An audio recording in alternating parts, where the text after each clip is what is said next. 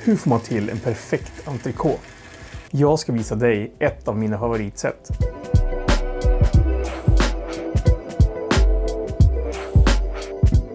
Vad är en perfekt sous vide entrecote för mig då? Det är en entrecote som är edge to edge, alltså där proteinerna har stelnat på samma temperatur rakt igenom, samma färg genom hela köttet och en stekyta som är riktigt, vad ska jag säga, hård, välstekt. Och sen inga sorgkanter där värmen från själva ytstekningen har trängt ner för mycket i köttet. Har man de rätta skillsen så är det inget problem att få till en riktigt bra köttbit i en stekpanna.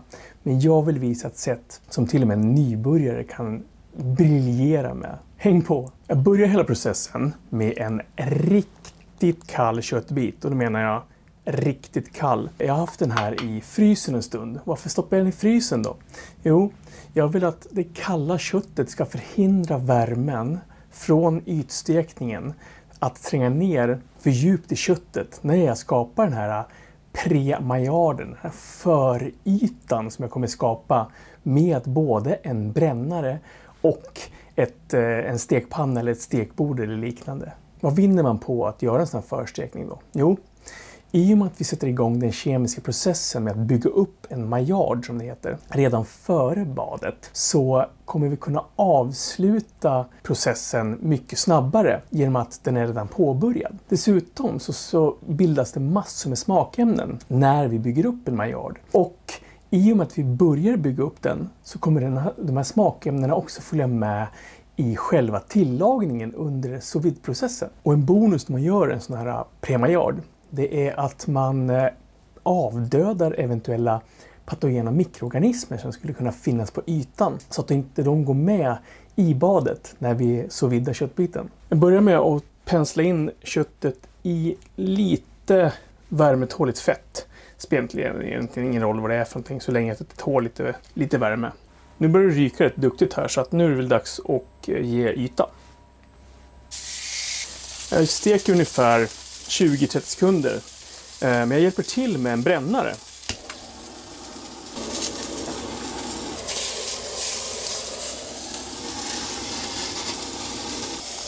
Högkant, samma procedur. Så där köttet är stekt.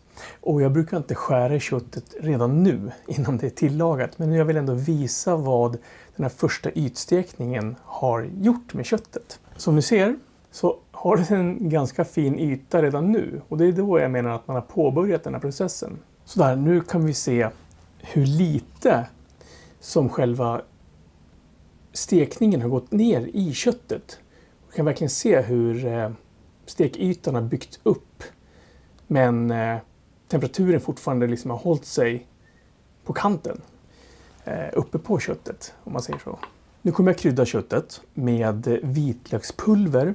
Och varför tar jag vitlökspulver och inte färsk vitlök? På de här temperaturerna man tillagar köttet sous vide så hinner liksom inte smakerna utvecklas riktigt i vitlöken, och det finns en risk att vitlöken bildar bittra bismaker, och det är därför jag använder mig av vitlökspulver. Och sen kommer jag krydda med MSG. Varför gör jag det då?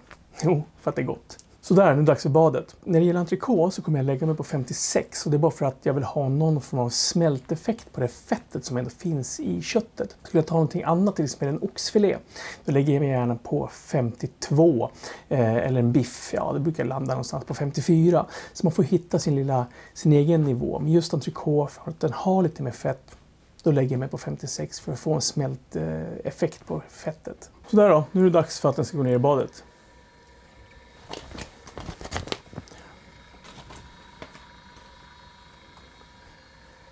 Nu har den ju badat klart, och ja, jag kommer klippa upp den här påsen. Den här lilla stekskyn du ser här kommer jag spara till framtida såser. Det finns mycket goda grejer. Och egentligen så kör vi samma procedur som innan. Jag torkar av den och sen steker den.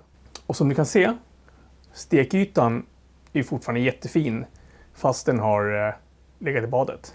Så där, nu är det bara att avsluta precis som vi började genom att steka den.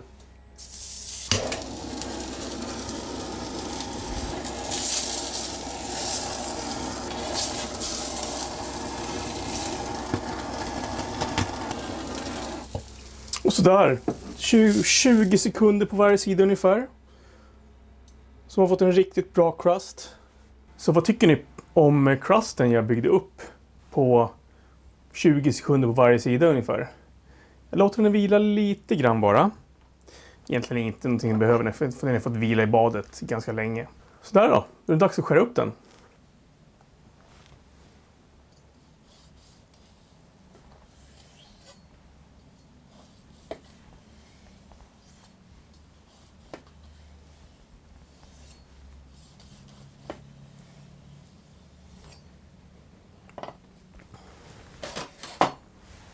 Som ni ser nu så kommer köttet att få mer och mer färg ju längre det blir utsatt för syre. Och det är för att när man tillagar sous vide så kommer syret inte åt de här proteinerna. Här kan ni verkligen se vad jag menar med det jag pratar om edge to edge. Hur lite av stekytan som har gått ner, men ändå att det är en riktigt bra yta. Att köttet är rosa precis rakt igenom och har samma färg. Det här för mig en riktigt bra sous vidad köttbit. Det är dags för ett smak då. Och så ska vi titta lite på den. Rosa rakt igenom. Och nu ska vi se här. Hopp. Där va, kolla. Riktigt trevlig. Man ser verkligen hur färgen går från kant till kant. Jag pratar om edge to edge. Som sagt, ju mer syre den får, ju rödare blir den. Så att nu provar vi här helt enkelt.